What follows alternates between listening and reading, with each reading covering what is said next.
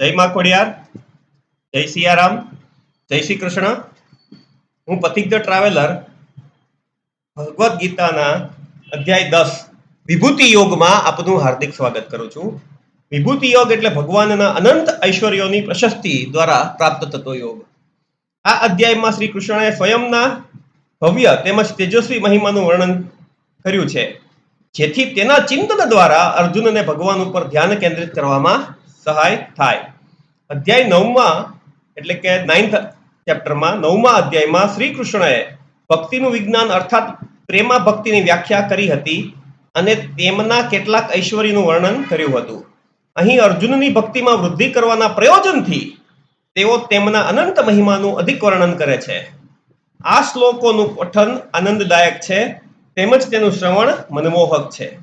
શ્રી કૃષ્ણ જણાવે છે કે તેઓ અસ્તિત્વમાંની પ્રત્યેક વસ્તુના સ્ત્રોત છે. માનવોમાં રહેલી ગુણોની વિવિધતા તેમનામાંથી પ્રગટ થાય છે. સપ્ત ઋષિઓ, 4 મહાન સંત તેમજ 14 મનુઓનો જન્મ તેમના મનમાંથી થયો હતો અને પશ્ચાત તેમનામાંથી સર્વ પ્રાણીઓનું સંસારમાં અવતરણ થયું છે. જેઓ જાણે છે કે સર્વનું ઉદ્ગમ સ્થાન ભગવાન છે, તેઓ અગાધ શ્રદ્ધા સાથે તેમની ભક્તિમાં લીન રહે છે. આવા ભક્તો તેમની મહિમાની ચર્ચા કરીને તથા અન્યને તે અંગે પ્રબુદ્ધ કરીને પરમ સંતોષ પ્રાપ્ત કરે છે. આવા ભક્તોનું મન ભગવાન સાથે એક થઈ ગયું હોવાથી તેઓ એટલે કે ભગવાન તેમના એટલે કે ભક્તોના હૃદયમાં નિવાસ કરીને તેમને એટલે કે ભક્તોને દિવ્ય જ્ઞાન પ્રદાન કરે છે, જેના દ્વારા તેઓ એટલે કે ભક્તો સરળતાથી તેમને એટલે કે ભગવાનને પ્રાપ્ત કરી શકે. તેમને સાંભળીને અર્જુન કહે છે કે શ્રી કૃષ્ણના સાર્વભૌમ સ્થાન અંગે તેને પૂર્ણતઃ બોધ થઈ ગયો છે તથા તે તેમને પરમ પુરુષોત્તમ દિવ્ય વિભૂતિ ઘોષિત કરે છે. તે ભગવાનને તેમના દિવ્ય મહિમા અંગે અધિક વર્ણન કરવાની વિનંતી કરે છે, જે શ્રવણ માટે અમૃત સમાન છે. શ્રી કૃષ્ણ જણાવે છે કે તેઓ પ્રત્યેક પદાર્થના આદિ, મધ્ય તેમજ અંત હોવાથી અસ્તિત્વમાંના દરેક પદાર્થ તેમની શક્તિની અભિવ્યક્તિ છે. તેઓ સૌંદર્ય, તેજ, શક્તિ, જ્ઞાન તથા ઐશ્વર્યનો અનંત ભંડાર છે.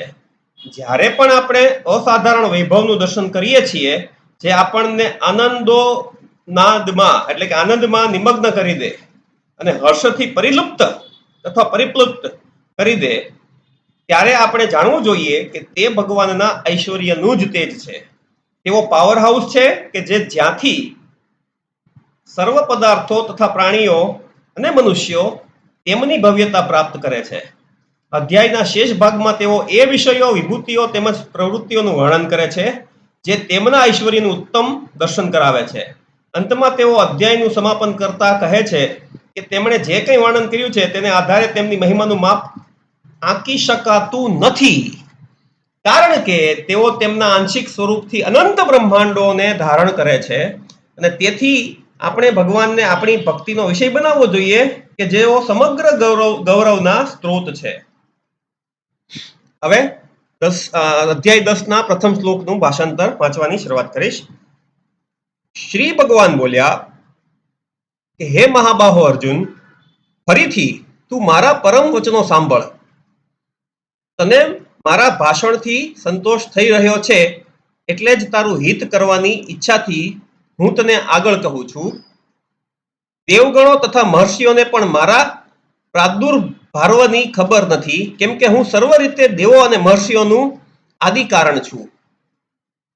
જે મને અજન્મા, અનાદિ અને સર્વ લોકોનો મહાન અધિપતિ ઈશ્વર તત્વથી ઓળખે છે, તે મનુષ્યોમાં જ્ઞાનવાન પુરુષ સર્વ પાપોના બંધનમાંથી મુક્ત થઈ જાય છે. બુદ્ધિ, તત્વજ્ઞાન, અસમોહ, ક્ષમા, સત્ય, શમ, સુખ, દુઃખ, ઉત્પત્તિ, વિનાશ, ભય, અભય અને અહિંસા, સમતા, દૃષ્ટિ, તપ, દાન, યશ, અપયશ વગેરે સર્વ ભિન્ન ભિન્ન પ્રકારના ભાવો પ્રાણીઓમાં મારા થકી જ ઉત્પન્ન થાય છે. પ્રાચીન સપ્તર્ષિઓ તથા તેમની પહેલા થઈ ગયેલા બ્રહ્મદેવના સનતકુમાર આદિ 4 માનસપુત્રો તથા 14 મનુઓ મારામાં ભાવવાળા બધા જ મારા સંકલ્પથી ઉત્પન્ન થયેલા છે અને તેમનાથી જ જગતમાં સર્વ પ્રાણીઓની ઉત્પત્તિ થઈ છે. જે પુરુષ મારી પરમ ઐશ્વર્યરૂપ વિભૂતિને એટલે કે મારા વિસ્તારને અને યોગ શક્તિને ઉત્પન્ન કરવાની શક્તિને તત્વથી જાણે છે, તે પુરુષ નિશ્ચલ ધ્યાન યોગથી મારામાં એક્ય ભાવથી સ્થિત થઈ સમગ્ર દર્શનના યોગવાળો થાય છે, એમાં સંશયને સ્થાન નથી. હું શ્રી કૃષ્ણ પોતે જ, એટલે કે હું શ્રી કૃષ્ણ જ પૂર્ણ જગતની ઉત્પત્તિનું કારણ છું. મારા વડે જ સર્વ જગત પ્રવૃત્ત થાય છે એમ તત્વથી જાણીને શ્રદ્ધા ભક્તિયુક્ત થયેલા જ્ઞાનીજનો મને પરમેશ્વરને નિરંતર ભજે છે. તે જ્ઞાનીઓ નિરંતર મારામાં ચિત્ત રાખી મારામાં રહી અને સર્વસ્વ અર્પણ કરનારા ભક્તજન મારા વિશે બોધ આપતા ગુણ અને પ્રભાવ સાથે મારું કીર્તન કરતા નિરંતર સંતુષ્ટ રહે છે અને મારામાં લીન રહે છે. સદૈવ મારા ધ્યાનમાં રહેનારા અને પ્રીતિથી જ મને ભજનારા જ્ઞાનીજનો છે, તેમને તત્વ જ્ઞાન યોગથી હું પ્રાપ્ત થઈ શકું તેવો બુદ્ધિયોગ આપું છું. તેમના પર અનુગ્રહ કરવા તેમના અંતઃકરણમાં એક્ય ભાવથી સ્થિત થઈને પ્રકાશિત તત્વજ્ઞાન રૂપી દીપકના યોગથી તેમનો અજ્ઞાનજન્ય અંધકાર હું નષ્ટ કરું છું. અર્જુન બોલ્યા, માફ કરશો, કે હે વિભુ, આપ પરમ બ્રહ્મ, પરમધામ અને પરમ પવિત્ર છો. આપ સનાતન દિવ્ય પુરુષ, દેવાધિદેવ આદિદેવ, શાશ્વત અને સર્વવ્યાપક છો.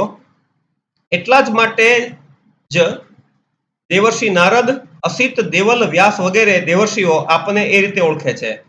આપ સ્વયં પણ જાણે મને એ જ રીતે વાત કરી રહ્યા છો. હે કેશવ, આપ જે કંઈ મને કહી રહ્યા છો તે સર્વ હું સત્ય માનું છું. હે ભગવાન, દેવો તથા દૈત્યો પણ આપનું સ્વરૂપ જાણી શક્યા નથી.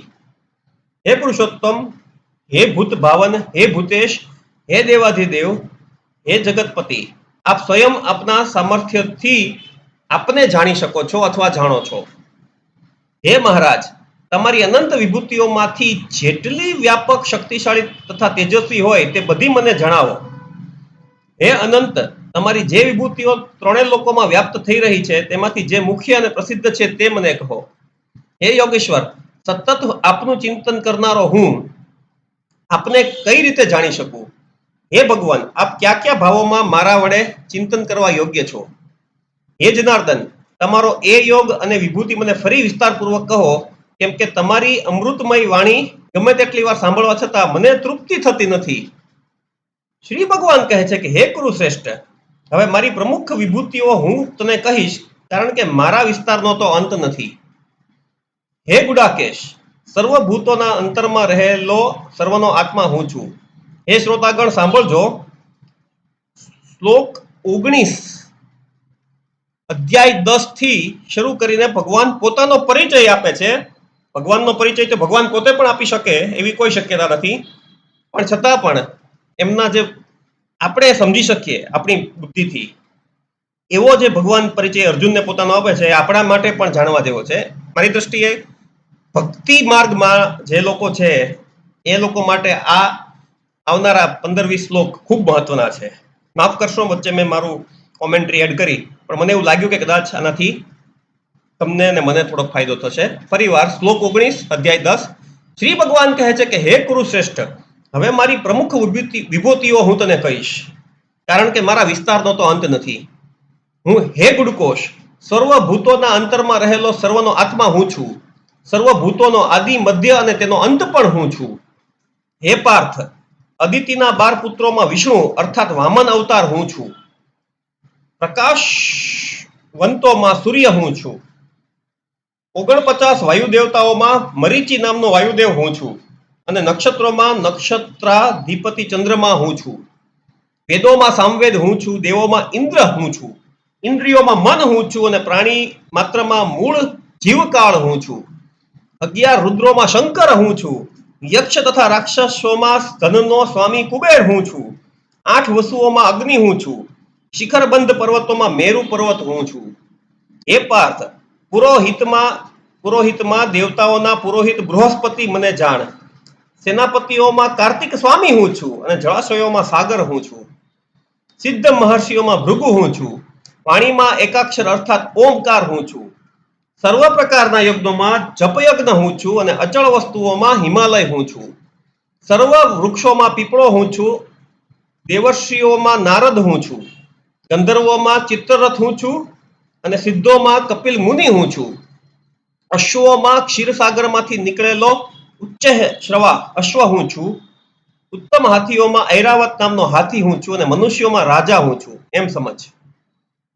આયુધોમાં વજ્ર હું છું. આયુધોમાં વજ્ર હું છું. ગાયોમાં કામધેનુ હું છું.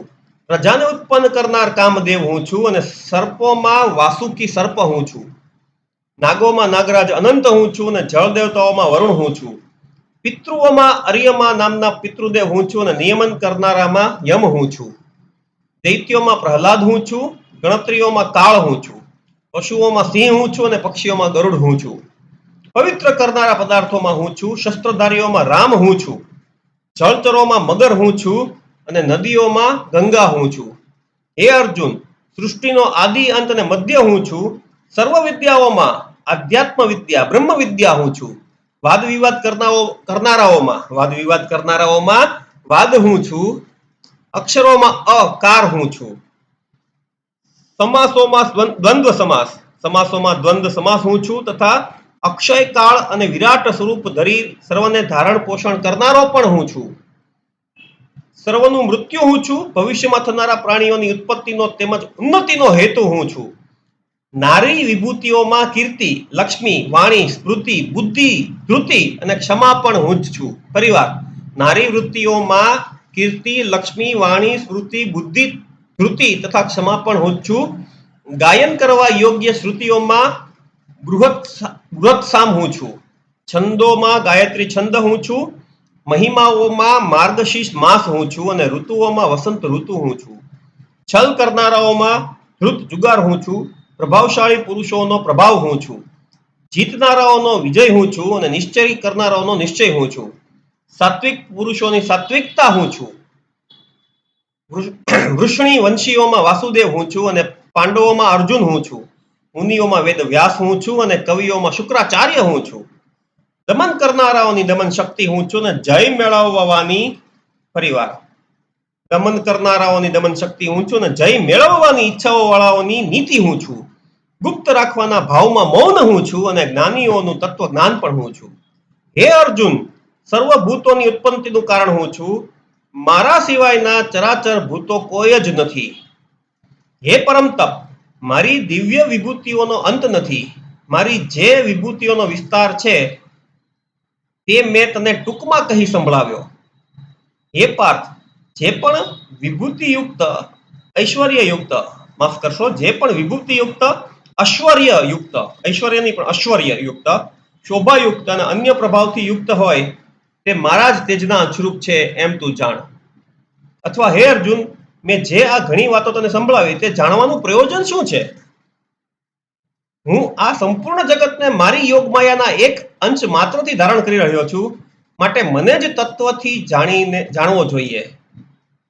ફરીવાર અર્જુનને કહે છે ભગવાન છેલ્લા શ્લોકમાં, શ્લોક 42 અધ્યાય 10. ફરીવાર સાંભળજો, ખૂબ મહત્વનું. આગળ જેટલું ભગવાન 41 શ્લોકમાં કહ્યું એની કરતા આ 42 શ્લોકમાં જે કહે છે એ તમારી મારી જેવા ભક્તો માટે ખૂબ મહત્વનું છે. ફરીવાર સાંભળશો. અથવા હે અર્જુન, મેં જે આ ઘણી વાતો તને સંભળાવી તે જાણવાનું પ્રયોજન શું છે? હું આ સંપૂર્ણ જગતને મારી યોગમાયાના એક અંશ માત્રથી ધારણ કરી રહ્યો છું, માટે મને જ તત્વથી જાણવો જોઈએ. અને આ સાથે અહીં હે ભક્તગણ, હે શ્રોતાગણ, આપણે 10મો અધ્યાયનું વાંચન પૂરું કરીએ છીએ. જય શ્રી કૃષ્ણ, જય સિયારામ, જય માં ખોડિયાર. ભગવાને મને બોલવાની ને તમે મને સાંભળવાની જે ચેષ્ટા કરી અથવા જે તમે મને સાંભળ્યો એ બદલ તમારો ખૂબ ખૂબ આભાર.